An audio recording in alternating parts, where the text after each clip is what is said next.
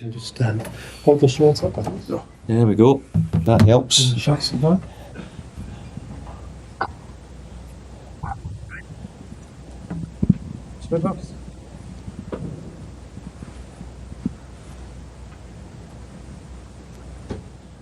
Thank you. Okay, thanks very much. Cheers.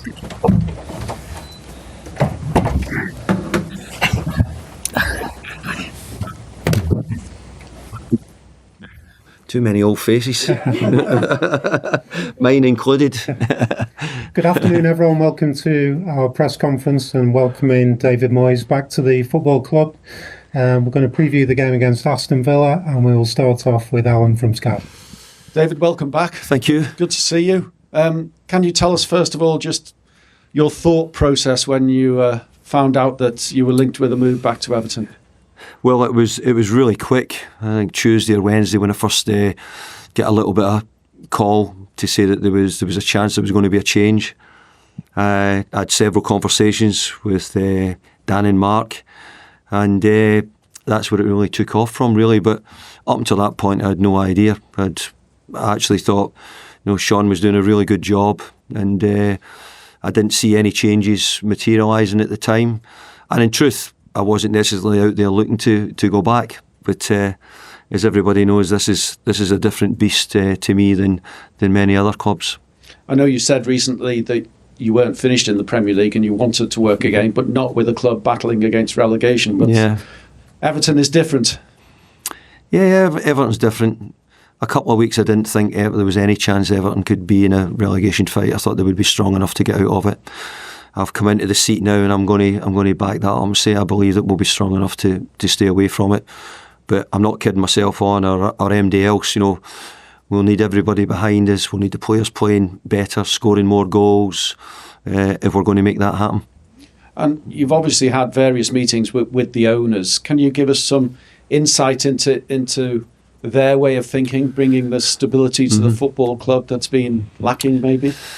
Yeah, well, look, there's a lot of people in this room included who've probably seen the last few years at Everton. It's been a difficult time, and I admire a lot of them for steering it through a difficult period. But I have to say that Dan and Mark were very good. I think a lot of Evertonians should be happy that at the moment it looks like they're going in the right direction. I've been really privileged here to work under some great owners and people who've helped me. I've worked under people who their intention was to build a better Everton, and I think they've done that. I think we done that at a period which wasn't easy either, and I think that this period's not going to be easy. But I think the new ownership have got big ideas, big hopes that they can make a big difference to the football club. People will remember that you had a very special relationship with the previous chairman in your tenure, of course, and you'll want to build that again. But how different will it be? Well, it's different because they're in America at the moment, and I'm here just now. So the conversations have been mainly through video calls. But yesterday I had a couple of Americans over. Mark was here, Brian was here, who we had another conversation. And maybe after this as well, I might have a chance to speak to them again. So at the moment, it's like anything else. You never can tell how managers are going to do, but managers can't really tell what owners are going to do either. So it works both ways. But at the moment, I've found the conversations good, and I've found them, they want to get us back on track. And we all know it's, we need a little bit of a sticking plaster at the moment, and we have to try and make that work. Is that the immediate issue? Is obviously trying to win football matches, but what are the issues and priorities for you? Having got your feet under the table? Well, winning football matches is always a priority, isn't it? Obviously there's other things. There's sort of building a club back up if possible. And I don't think it's been done by any managers. I think the damage has been done through a long period of time. But I actually think, I had a great time here. I'd love to be part of making it better if possible. I think at the end of it, there's a stadium, but the stadium looks the business. It looks elite. So we need to start getting some elite players. We need to start looking at the level of the players that we can give everybody something to shout about when we move to the new stadium. On that note, have you been given any indication at all about availability of funds in this transfer window, and is that something that you would seek to utilise immediately? Absolutely. If I can give the supporters something to shout about as well by bringing in some new players, it's probably the things which the managers do. I mean, it's never that easy, and it's maybe probably even a little bit more difficult here because it's not been a great situation for a while. But I need to impress the people, tell them that we need them to come. What we're going to try and do here. The new players who are going to come here, we want them to be excited by the thought of going to the new stadium. So overall, I hope we can all get together and find a way of spending a bit of money. But as you well know, we've still got a little bit of work to do to clear everything. So we need to be mindful of that as well. And you'll be working with a director of football here in Kevin Thelwell. How do you see that area? And I know you worked with something similar at West Ham. Yeah, and we had it. I did one at Real Sociedad as well. So I've had it. It's fine. Kevin's been here a lot longer than me. I'm needing to go to Kevin to find out exactly what's happening. So for me, just to turn up and know all the players in the market and all the players where they're playing, it's really difficult. So I need to take their advice, their help, and collaborate together and find a way, hopefully, of doing the right things. Goals have been a big concern for Everton this season, not scoring in 11 of 19 Premier League matches. Priority number one. Do you have to do anything different? Is it a confidence factor with strikers? Well, I think if we all knew the answer, then we would have done it, or the past manager would have done it as well. We have to find a way in scoring goals now. Sometimes you can get streaky and score goals, but we need to do it, whether it's through set pieces, we need to do it through our open play. But of course, you need all the players to chip in with the goals. But we'll be putting more pressure on the forwards to try and be the ones who do it. And we might look to strengthen in those areas if we can't get results ourselves. Thanks, David.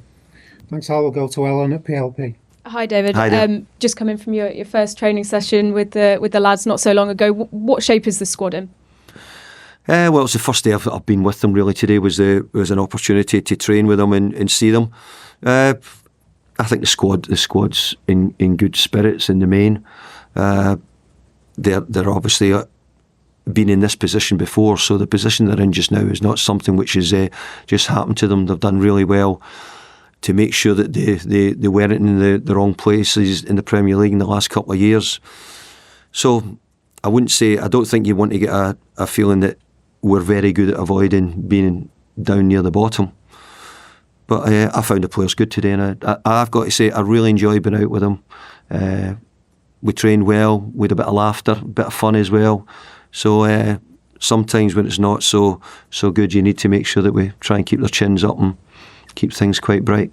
And of course, plenty of familiar faces from your last spell here, and it was Leighton Baines and Baines Coleman, players that you brought in who took charge of the FA Cup game. Was there a feeling of pride watching them step up into that role?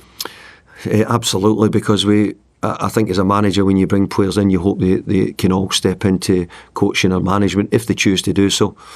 I'm really fortunate that I've had so many now over my time who are getting into management, but also shows my age as well at times. So I have to be mindful of that. But look, Bainesy has been around for a long time here and has been working with under-18s, and I just thought it was right that Leighton get a chance to step up. I'm getting told he's a very good coach and can work well. So we'll do a lot of things, but as I said, we're probably going to do things up and see how we get to in the summer. We need to get to work quickly. I need people who I trust and people who know how I work quickly. We may look to alter things a little bit in the summer, but at the moment, I need people around me who know exactly how I'm going to work. Could you see yourself working with those two in a coaching capacity in the future? Yeah, I mean, Seamus still wants to play, but I've got to say Seamus is a great leader off the pitch as far as I know. I've been away for a long time, but I think we bought him for about 60 grand at one point, and it's been great value. I hope we can buy a few in this window at that price and be as good as Seamus has been. And in terms of that FA Cup game, one of the big headlines afterwards, of course, Amanda Broja going down in such a concerning fashion. Yeah. Do you have an update on where he is? Yeah, he's going for another scan. I think there's a little bit mixed. One moment we're thinking it's not too bad, so that's why we're doubling up. We're just waiting on a bit of swelling going down before he goes for the scan, and hopefully we'll get a better idea in the next few days. Thanks, Alan. We'll go to Dan at the BBC. Hi, David. Hi, Dan. Congratulations. Thank you. I think when you were unveiled here for the first time in 2002, you were the youngest Premier League manager at that time. I think you're now the oldest and certainly the most experienced. Don't say that, Dan. You know what I mean? Well, there's a value in experience, obviously, but I just wonder how different do you think you are as a result of the journey that you've been on since leaving here in 2013, and how different is this club as well? Yeah. Well, look, I'm not coming back to the same Everton as what I left it. I don't believe I am. But I don't think Everton are getting the same David Moyes, who was here at the time he was as well. But I hope they're getting somebody a bit more experienced, maybe a bit wiser. It's interesting, though, when you go back, Dan, you sometimes when you're youthful, you don't carry as much baggage, the different things that come up through your career. Obviously, I've got over 1,000 games now and quite a lot of experience in the Premier League. But Everton were really the reason that started. They gave me an opportunity when I was a young coach, gave me an opportunity to step into the Premier League. And it was a great period for me, and I'll be ever grateful, as I am, for getting a second go at it. And how valuable is that experience at West Ham, David? I mean, there are real parallels in that when you went there in 2019, they were just above the relegation zone, saved them, and then you went on to enjoy success there, get them into Europe, and we know what happened after that. Can you draw upon that experience here, given similarities? Yeah, I feel as if I will do, and I can. I mean, ultimately, the thing that we've got to say is make sure that we're not near the bottom. That's the big key. So after that, we can decide how we go and what we do from there. The period we at West Ham was a great period for the club, I felt, as well. And I think that we grew West Ham in a certain way, which certainly we got away from relegation trouble and went on to I think we had a 6th finish, a 7th finish, a 9th finish out of 3 out of 4 years in the Premier League. At Everton here, I can only remember as always feeling that a team who were challenging against the top teams, trying to be in Europe. That took a little bit of time, but we done it quite quickly here, and I done it quite quickly at West Ham. So my idea is to try and do everything as quick as I can here, because I'm not going to be here for 11 years like I was before. I'll be here for a period to try and maybe stabilise and try and take the club another direction or get it better. So I'm really looking forward to it, and I hope that I can have similar levels of success in some ways, which West Ham had, and actually I think even Everton at the time, I think if we look back now, we'd say there was probably levels of success in those years as well. And as you've touched upon earlier, this is a club that's gone through quite an ordeal in recent years: relegation fights, points deductions, the threat of financial difficulties. But there's this excitement, as you say, of the new stadium and this new start. Mm-hmm. Do you see that as an awesome, very exciting responsibility? But with that comes a great deal of pressure to be the man to ensure that come next season, this club is in the Premier League still. I do, Dan. I see it as a huge pressure, and I think when you care so much about a club, and you've had such a long period, and even today there's a lot of people here who was here 11 years ago, a lot of the same press who were here 11, 12 years ago. It makes me realise, that it is a really popular football club, and one that needs to be in the top flight, and has been. And look, it would be a great feeling for us all to go into the new stadium, but it'll be mainly great if we're a Premier League club and we can give everybody something to shout about. Thanks, Dan. We'll go to TalkSport. Hi, David. I know you said that it kind of came around quickly, but in the time that you've been away, have you ever thought you'd like to come back? Feel maybe there's unfinished business here? Well, I've come very close to coming back on, I can tell you, 3, maybe 4 occasions. I've had talks at different times, different periods in my career to come back, and it for different reasons has fallen through or not quite happened. But that's football, and I've got no problem with that at all. But it used to be going back didn't sound good, but I went back to West Ham after the first time, went back to the second time, and we went on to win a European trophy. Sold the most expensive player in Britain. So sometimes at football clubs, I remember here in the early days having to sell Wayne Rooney, and in the onward journey we had to sell players to sort of rebuild and get ourselves a better team. So we're back on the journey again. How dissimilar is the job that you are undertaking now compared to the one that you took when you first came here? It's really difficult because the thing that I would say is I remember my first day, and I have to say I was really nervous coming back here. I came back yesterday to see around. I was really nervous coming back. Hadn't been back here for so long. Hadn't been back here since the day I left.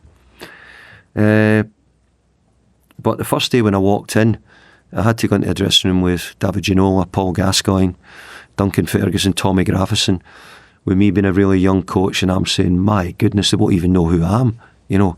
So I walked back in a different stage of my career, probably. People know me a bit more, the players will know me. I know a lot of the players from the teams in playing Everton, and some of them who I've probably tried to sign myself. So I hope that we can get together and work well and make something happen. And you obviously start against Aston Villa. The job that Unai's done there is maybe kind of an example that you want to follow with Everton. Took them over at the bottom now. Amazing job. I don't think we should be surprised. But let's be fair, they've been consistent in their spend. Aston Villa over quite a few years now tried to back the managers, tried to make sure that the team was improving, buying good players. But the manager there's been is a wonderful manager and has shown doing a really good job. Thanks, Matt. We'll go to Julia. Hiya, David. Hi there. Hiya. What will Everton, David Moyes 2.0 Everton play like then? Well, it's a good question because I expected somebody to say something like that, and I'm thinking that I'm going to try and play to win as many games as I possibly can to get myself out of this position.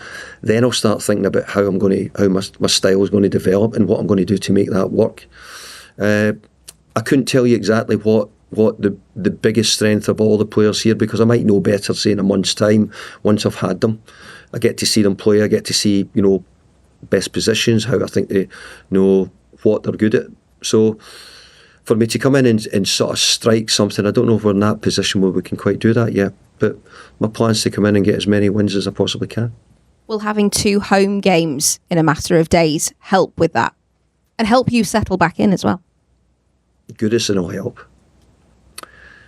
But what we've got to talk about is the opposition. We're playing against two really good sides. I know Tottenham are having a little bit of up and down, but 2 big games that, my history will tell me about Goodison, who's played such a big part. If it could do it again and help us, it'll be really important. I feel now that we need a little bit of help. I saw the support that the Evertonians gave the team in the run-in last year, which was needed. Hopefully we're not as in that position at the moment, but I'm hoping that the crowd get right behind the players. Do you believe this is a relegation battle then? I believe we've got a team of players who a few weeks ago I didn't see any difficulty. I don't know whether it's just the odd result or maybe other teams picking up a few points. But we've got a lot of work to do to move up the table, and we have to do that. So I'll focus on the next game.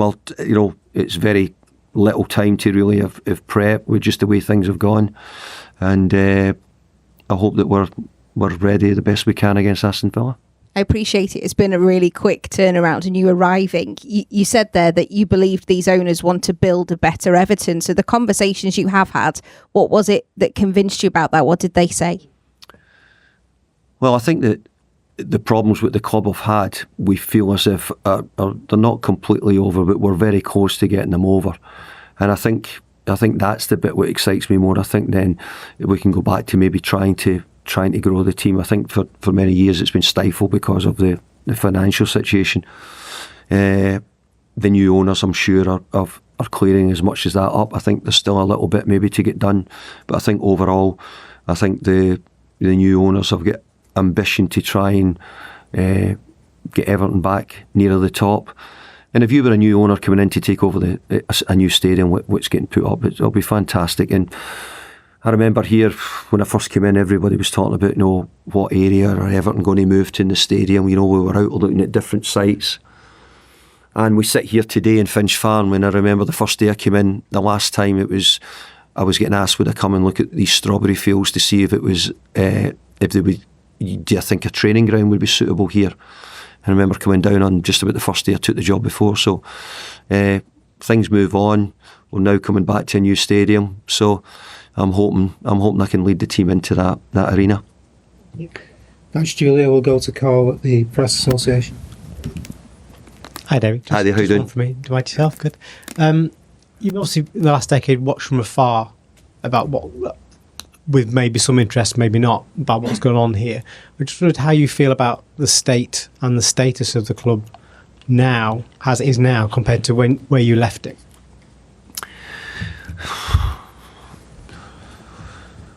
Well, I think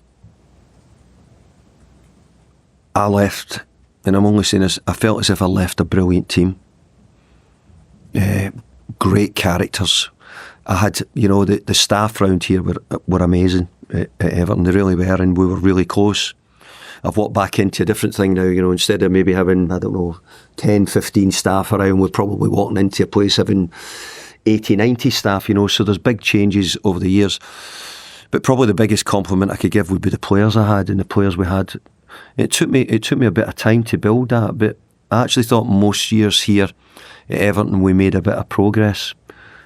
We didn't have huge money, and we've not got huge money now, but we sort of, got another league up. We were trying to, and probably the biggest thing near enough at the end of the time was, I don't know if we'd hit a glass ceiling, but we had started to feel that we couldn't really get much further because we were finishing 6th, 7th, a lot of the time. So I think the new ownership, everything that came in, I think put in great money to try and help Everton. Money in football is always the thing we talk about. It's not always the thing. Sometimes just having the right characters, good players, and people who work hard. Sadly, it's looking a bit more like money is the thing to get you success. So let's hope that we're able to get into that situation. So I think we're trying to build a club up again and try to get it back to where we think it should be. So would you say the status of the club? You said they were knocking on Champions League at the time you were here. Mm-hmm. Has the status been diminished by what's happened over the last century? Well, I don't think you could say it can be diminished, because I think that the people come in with great intentions to bought lots of really good players, done a lot of good jobs, and in the main probably have built most of the stadium or put the plans in for most of the new stadium. So you have to give them a lot of credit for what they've done there. I don't understand all the things. I don't know where the financial fair play stuff, etc., changed over the years. But what I do know is that I don't think they came in with the wrong intentions. Thanks, Carl. We'll go to Will at the back there. Hi, David. There's 11 players who are out of contract in the summer. And obviously, they moved to a new stadium. Maybe the PSR situation will be a bit better. Does it feel like there is a bit of a blank canvas that you can build on? Yeah, it works. Obviously, you're saying there's players coming out of contract, but I need a lot of those players to show that they're up for helping us and not thinking about other things if they are. I mean, obviously, I'm just in, so I'm not in a position to judge on what they're doing. I'm sure the people before have had a look at that. But you're right. I think that there is a chance for a freshness. But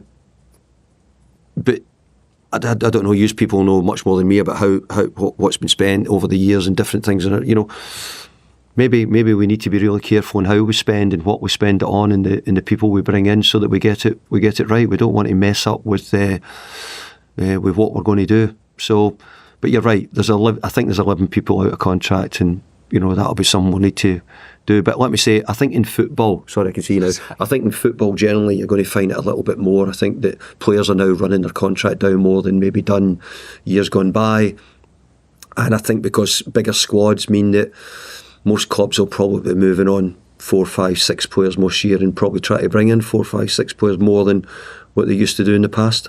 One of those players is Dominic Calvert-Lewin. He scored 2 goals this season. You talked about put pressure on the forwards. Do you talk to Dominic about his future, and how do you get the best out of him if he is to stay and see out his contract? Well, I've probably only sort of got round the players today, and I'll get a chat with him. But yeah, I think we all feel that he could be the one who could make a big difference. Get his goal scoring boots back on.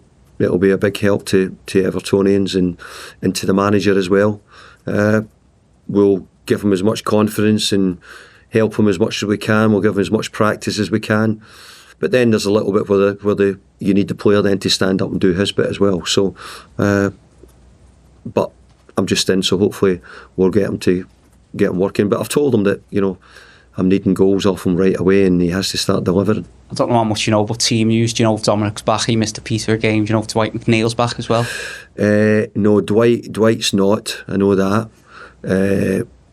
Dwight's still got a little bit of an ongoing knee issue as far as I know. And Dominic's trained today, so we think he should be okay. Thank you. We'll go to Patrick at The Athletic. Hi David, what are you able to tell us about who's going to be coming with you as part of your backroom staff? I mean, you mentioned Leighton there, spoken positively. Will he be part of it? Yeah, Leighton will be. I'll bring Leighton up. As I said, I'm probably, I'm going to try and work quickly with people I know and trust because of the situation. And so Billy McKinley, who's worked with me for a while, is with me now.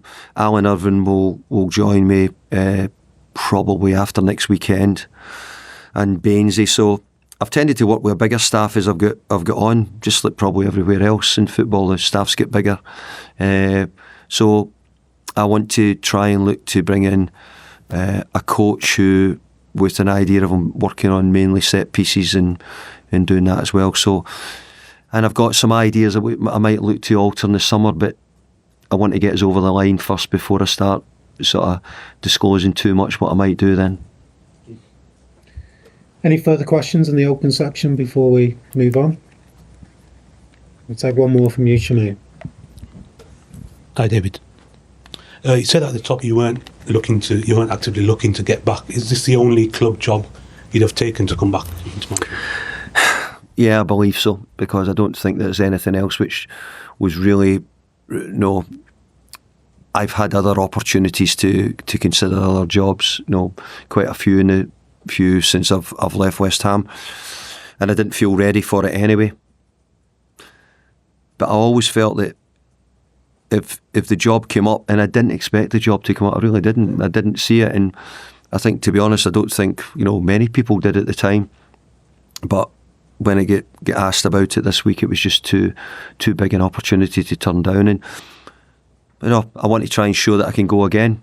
I think in football you always have to prove yourself, and it doesn't matter who you are, you always have to do it. So I'll try and do that again.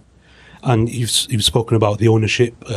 They've shown, I think, that they're quite ruthless, not just here in the short time they've been, but at Roma as well. Any concerns about that? Oh, who's not concerned about their owners? All managers are concerned about their owners. We have a huge influx of American owners in the Premier League, and I think, I wouldn't say they're all, you can work out the numbers yourself. We've got a big level, so we have to work out their culture, how they think, what they're expecting. So it's a big job for the managers. I'm part of the League Managers Association, and we're trying to come up with the way how to please American owners, because there's certainly a lot of them in football, not only in the Premier League, and a lot of the lower leagues as well. Okay, thanks folks. We'll move on to the embargo section.